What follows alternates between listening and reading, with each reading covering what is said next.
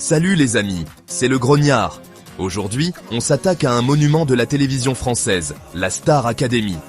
On va se replonger dans les méandres de ce château mythique de Damary-Lélis, là où tout a commencé pour des générations de chanteurs en herbe. Ont-ils explosé les chars? Ont-ils disparu dans les abysses du show business? Accrochez-vous, ça va swinguer. Ah, Jennifer. 2001. La première saison de la Starac, personne ne savait trop à quoi s'attendre. Et bam, Jennifer débarque avec sa bouille d'ange et sa voix puissante. Après la victoire, le succès immédiat. Des albums vendus comme des petits pains, des tubes qui passaient en boucle sur toutes les radios. Aujourd'hui, Jennifer, c'est une valeur sûre de la chanson française. Elle continue de sortir des albums, elle a même participé à The Voice en tant que coach. La classe, non? Et dire que tout a commencé dans ce fameux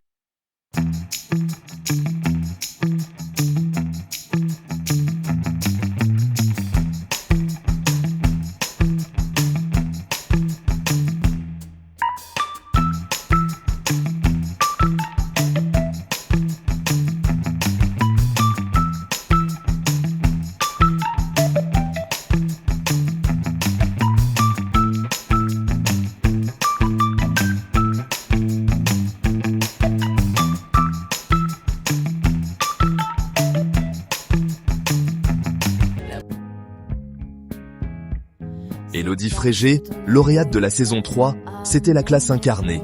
Une voix douce et puissante à la fois, un style inimitable, un charisme fou. Après sa victoire, elle a sorti quelques albums, mais c'est surtout sur scène qu'elle s'épanouit. Élodie, c'est une artiste touche à tout, toujours en quête de nouveaux défis. Aujourd'hui, elle est plus discrète médiatiquement, mais elle continue de tracer sa route avec talent et détermination. Difficile de parler. Magali Vaé a remporté la saison 5 de la Star Academy, marquant le début d'une nouvelle ère pour l'émission. Après sa victoire, elle a sorti quelques albums, mais elle s'est peu à peu éloignée des feux des projecteurs. Aujourd'hui, Magali Vaé est plus discrète, elle se consacre à sa famille et à ses projets personnels. Elle continue de chanter, mais loin du tumulte médiatique. Cyril Sinélu, le gagnant de la saison 6, c'était un artiste complet, chanteur, danseur, comédien. Après la Star Academy, il a sorti un album, mais c'est surtout vers la comédie musicale qu'il s'est tourné. On a pu le voir dans Le Roi Soleil, Mozart, l'opéra rock, des spectacles grandioses qui lui ont permis d'exprimer tout son talent. Aujourd'hui, Cyril Sinélu continue d'explorer différentes facettes de son art.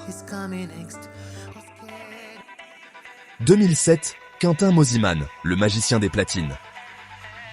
Quentin Mosimann, le DJ de la saison 7, savait imposer son style dès le début. Après sa victoire, il a sorti plusieurs titres qui ont cartonné en boîte. Il est devenu un DJ reconnu, voyageant à travers le monde pour faire danser les foules. Aujourd'hui, il est toujours au top, produisant des morceaux qui font vibrer les pistes de danse. 2008, Michael Srea, la voix de la comédie musicale. 2012, Lorraine Bourvon, grande gagnante de la saison 9, nous avait touchés par sa voix douce et mélodieuse. Après l'émission, elle a continué la musique, mais d'une manière différente.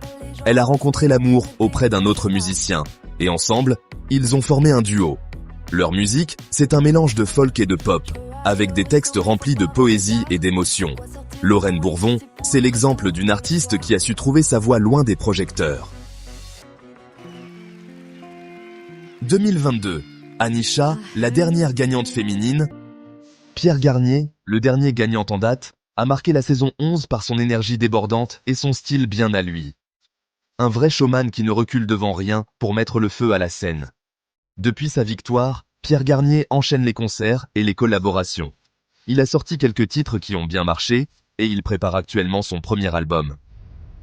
Pierre Garnier, c'est la preuve que la Star Academy est toujours un tremplin pour les jeunes artistes. Voilà, les amis, on a fait le tour des gagnants de la Star Academy, de 2001 à aujourd'hui. Des parcours différents, des succès variés, mais une même passion pour la musique. Alors, restez connectés, et n'oubliez pas, laissez un pouce bleu si cette vidéo vous a plu, abonnez-vous à la chaîne, et dites-moi dans les commentaires quel est votre gagnant préféré de la Star Academy.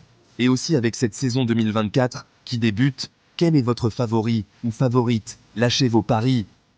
À bientôt les amis.